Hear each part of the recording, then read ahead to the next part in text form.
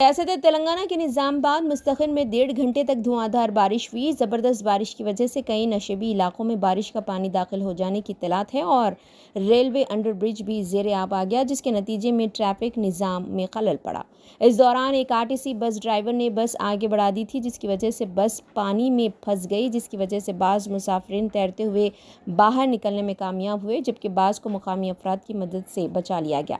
अचानक हुई बारिश की वजह से ज़बरदस्त ट्रैफिक जैम देखा गया। सड़कों पर बारिश का पानी जमा हो जाने की वजह से राहगीरों को मुश्किलात का सामना करना पड़ा। मुतालिका महकमों के हुक्काम ने चौकसी अख्तियार करते हुए पानी की निकासी का काम शुरू कर दिया है। मज़ीद ताज़ा तरीन खबरों को देखने के लिए आप देखते रहिए फ्लैश 9 न्यूज़।